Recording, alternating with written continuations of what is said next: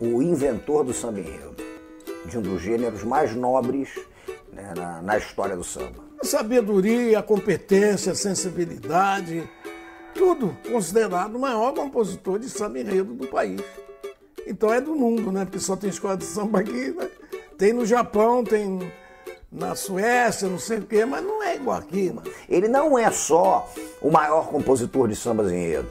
Ele é o cara que codifica uma maneira de se fazer samba para desfile de escola de samba. Nunca haverá outro como ele, né? É o maior de todos os tempos.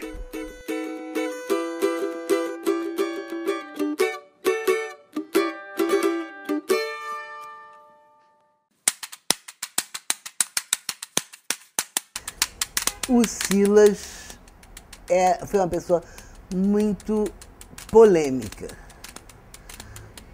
Polêmica porque ele fazia e não fazia parte do universo dele. Ele era de uma família protestante. O pai dele era o professor José Mário Assunção, que tinha um colégio em Madureira, um colégio particular, e era protestante. E tinha pavor que ele se aproximasse do samba, porque eles nasceram no sopé do Morro da Serrinha, né? Na rua que hoje era a Rua Maroim, hoje tem o nome de compositor Silas de Oliveira. Porque o Silas nasceu ali mesmo, naquela comunidade, mas o pai era professor. Era uma família evangélica. E o Silas foi criado estudando, professor e evangélico. Como é que ia dar esse salto?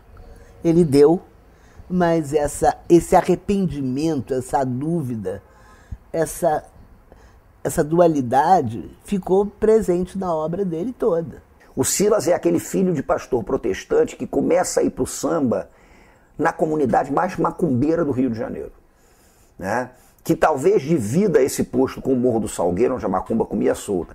Mas a Serrinha era umbanda, era o molocô, era jongo, e tudo isso misturado a uma consciência política trazida da estiva, uma consciência de posicionamento do negro dentro da sociedade por causa do sindicato da resistência dos homens pretos. Era aquele menino que ficava sentado na porta.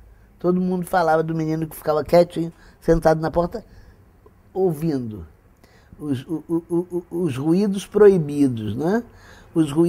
Quando chegava, anoitecia, começava o baticum, começavam os tambores.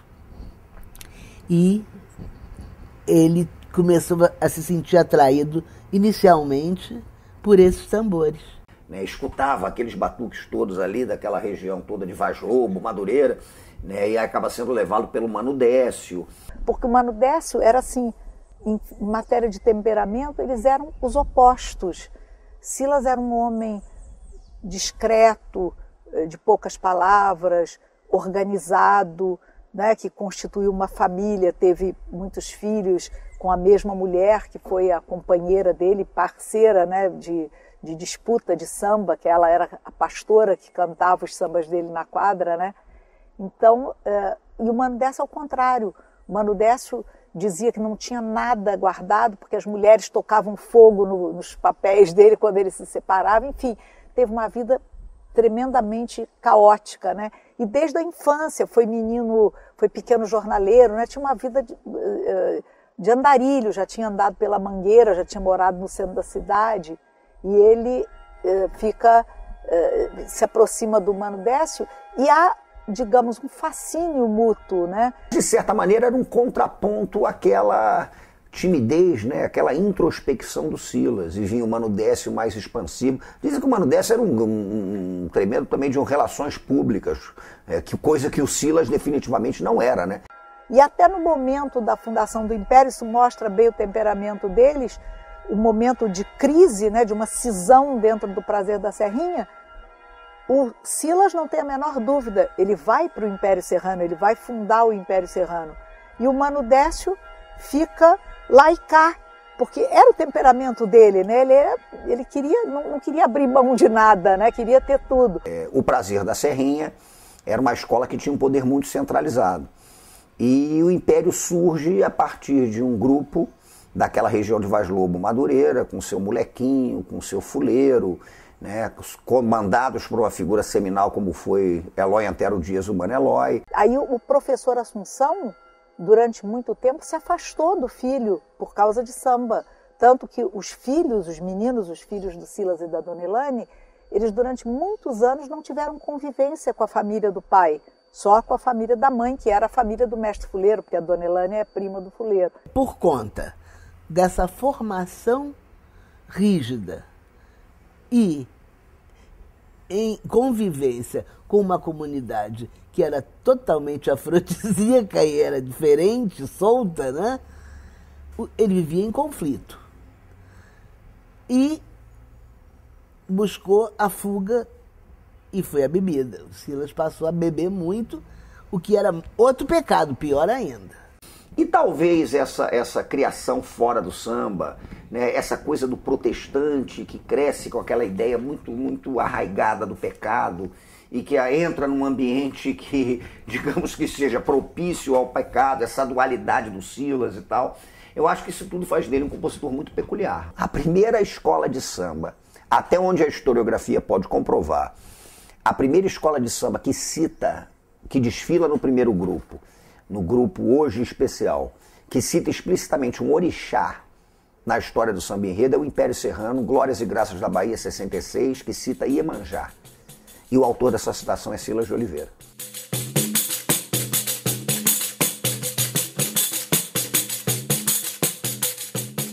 Ele era uma pessoa que lia, ele era uma pessoa que escrevia bem, ele tinha a instrução equivalente ao professor primário. Isso naquele tempo era muita coisa. Teve instrução, sim, porque ele era filho de um professor, ele próprio deu aulas no Colégio Assunção, mas não chegou a uma universidade, nada disso. E, no entanto, ele produziu, sem ter noção de como funcionava teoricamente a poética, ele criou coisas que nunca foram superadas, né? E ele, além de tudo, casou com a Elane, e a Elane era servente residente de uma escola. Então, eles moravam no fundo da escola. E tinha a biblioteca da escola que o Silas usava os livros para estudar e para pesquisar, para fazer os sambas. Ele é o autor da maior sequência de sambas enredos sublimes. E ele encaixa um atrás do outro. O Silas teve um auge criativo nos anos 60 que é inacreditável. Porque o Silas ganha o samba ou sozinho ou com parceiros do Império em 64 com a Aquarela Brasileira. 65, 5 Bares da História do Rio. 66, Glórias e Graças da Bahia, né, que é um negócio impressionante. 67, São Paulo, Chapadão de Glórias. 68, Pernambuco, Leão do Norte. 69, Heróis da Liberdade. Então ele emplaca 6, um atrás do outro, obras-primas. Não tem um desses sambas que seja mediano. Não tem um deles que seja bom.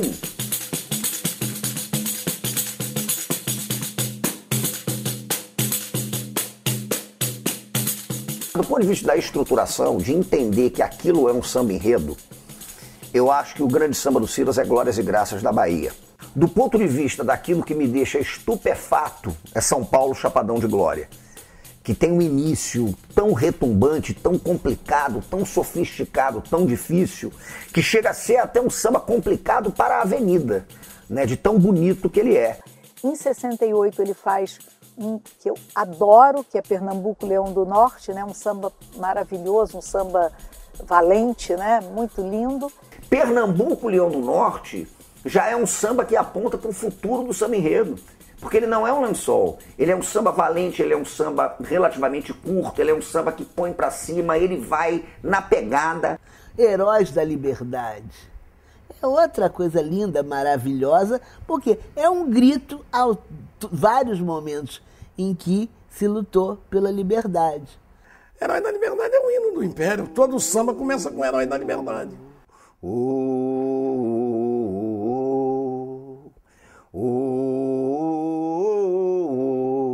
Liberdade, senhor.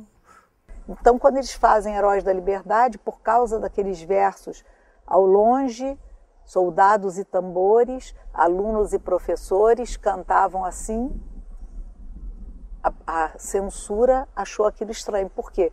Porque em 68 tinha havido na França aquele movimento dos estudantes e então a censura daqui achou, não, esse samba está conclamando porque no final diz, essa brisa que a juventude afaga, esta chama que o ódio não apaga pelo universo, é a revolução. E aí a censura os obrigou a mudar. Tudo bem, eles explicaram, não, nós somos apenas sambistas, nós não temos conotação nenhuma, estamos apenas contando a história da liberdade no Brasil. Então, tudo bem, mas essa palavra revolução não pode ficar. Então ficou essa brisa que a juventude afaga, esta chama que o ódio não apaga, é a evolução em sua legítima razão. Hoje em dia a gente já canta a revolução de novo, né? Porque realmente são versos muito lindos, né? E a perfeição da aquarela brasileira, né? Que é esse quadro, e quando ele diz, e este lindo céu azul de anil, emoldura em aquarela o meu Brasil, quer dizer, ele pinta o quadro e ainda bota uma moldura.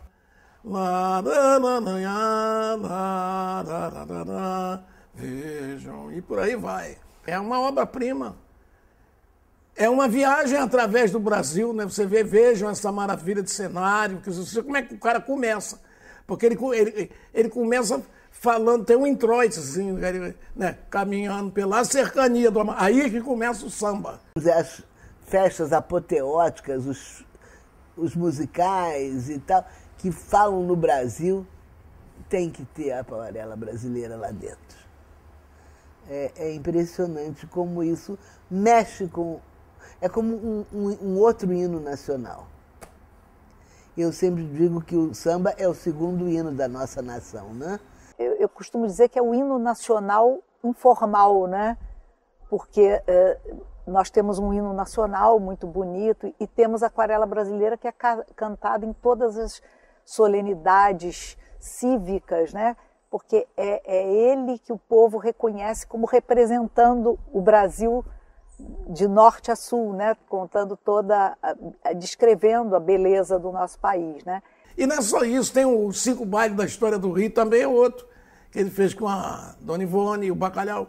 E o meu samba predileto de todos os tempos, nunca mudará, podem compositores fazer novos sambas, que o meu predileto continuará a ser, os 5 bailes da história do Rio. Os 5 bailes da história do Rio é um samba tão sublime, que é um samba que coloca um minueto, né?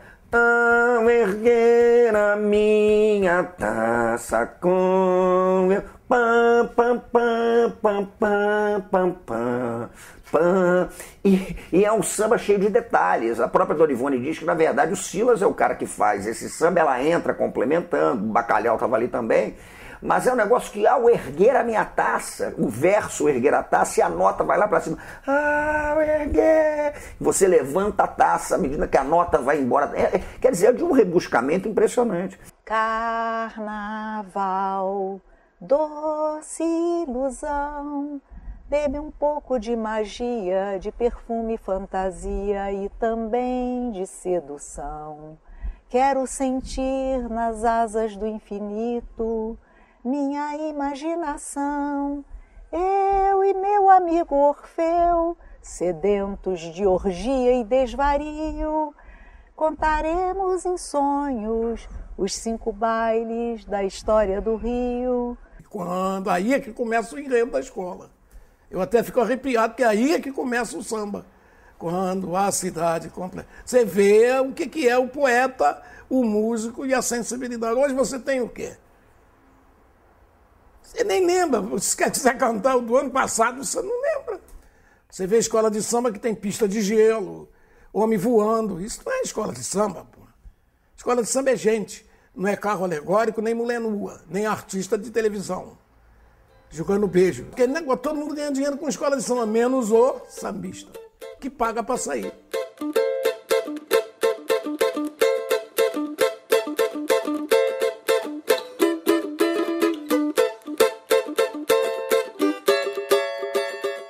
Nesse carnaval de 72 foi um carnaval que ele tinha sido derrotado, o samba dele tinha sido derrotado na quadra, e ele não desfilou no Império, ele ficou na avenida. As filhas contam que ele foi à concentração e alisava os carros alegóricos, passava a mão nos carros, mas não desfilou. Não desfilou nem mesmo na Imperatriz, que tinha convidado ele para desfilar, mas ele não quis. Ele era um compositor do Império Serrano. É como se o Silas estivesse se preparando para sair de cena, né? Porque ele estava ainda competindo na quadra, estava participando daquele ritual de escolha de samba enredo, mas enquanto na década de 60 foi a época de ouro de Silas de Oliveira, né? Porque ele ganhou praticamente a década toda, na década de 70 era o momento dele se retirar. E ele faz isso, né, tragicamente, morrendo muito cedo, né? E em parte, né, a família diz que ele ficou muito abalado com essa derrota de 72, porque os dois sambas que foram para a final, o que ganhou e o dele, tiveram uma pontuação, eram 6 pessoas no júri, e as 6 pessoas votaram no samba que ganhou. E o Silas não se conformava com isso. Ele dizia, meu samba tirou nota 0. Na verdade, não é que tenha tirado nota 0, ninguém deu nota 0 a ele. Todo mundo preferiu o outro samba. Ele sofreu o tempo todo da vida. Eu não imagino um momento. Ele sofria quando ele magoava a mulher dele, que chegava em casa bêbado, entende? Ele sofria quando ele falhava com um amigo, porque não acabava uma letra de samba. Ele sofria por não ter condições, apesar de ser uma pessoa super conhecida, não ter condições de dar conforto para a família. Toda a vida dele é marcada por uma grande dificuldade, até mesmo no dia da morte, né, que contam que ele estava querendo um adiantamento do editor, porque ele precisava comprar material escolar para uma das filhas. Ela foi e pediu, era menina, pediu um livro para a escola e ele saiu para buscar o dinheiro. A primeira coisa que ele fez foi ir à editora e eles não deram o adiantamento que ele precisava. E saiu procurando com os amigos e tal. Todo mundo duro, os amigos dele, né? Não tinha. Aí ele foi veio aqui para Botafogo, para o Clube Asa, para cantar. Mas ele estava muito amargurado, e no meio da história da roda de samba, ele passou mal e caiu morto. E no enterro, no meio das homenagens, porque aí acabou tudo, morre e vira Deus, chegou uma belíssima e caríssima coroa, dada pela mesma editora que negara a ele na véspera a migalha para comprar o livro, sendo que a diferença entre um livro escolar e uma coroa de luxo, qualquer pessoa pode perceber e tentar calcular quantas vezes vale. Mas isso é natural, né? Ele já tem lá uma verba no departamento para mandar para os mortos, e aquela lá está guardada. E os adiantamentos eles dizem que não querem dar para não acostumar mal os compositores. La la ya la ya, la la ya la ya, oh la la ya, la la ya la ya, la ya, oh. Silas morreu com um pouco mais de 50 anos e ainda assim ele deixou sambas que estão sempre nesses momentos de exaltação, né, em que se escolhe os 10 melhores sambas enredos de todos os tempos. E lá estão, invariavelmente, Aquarela Brasileira, os 5 bailes da história do Rio, Heróis da Liberdade, né? Eu acho que o Silas, hoje em dia, é uma figura conhecida em alguns nichos, né? Mas muito menos do que ele mereceria, inclusive dentro das escolas de samba. Se a gente for às escolas de samba, se você pedir para alguém cantar 3, 4, 5 sambas do Silas de Oliveira, não é todo mundo que vai conseguir fazer esse tipo de coisa, não. Né? Então eu acho que Silas de Oliveira é um sujeito que merece ter uma dimensão muito maior do que a dimensão que é dada a ele até hoje. Ele chega aos 100 anos reconhecido como o maior compositor de samba enredo de todos os tempos. Silas de Oliveira é um manancial enorme, né, para o mundo do samba. Se tivesse vivo era Deus, né? Hoje ele já virou orixá nessas alturas, porque de tanta sabedoria.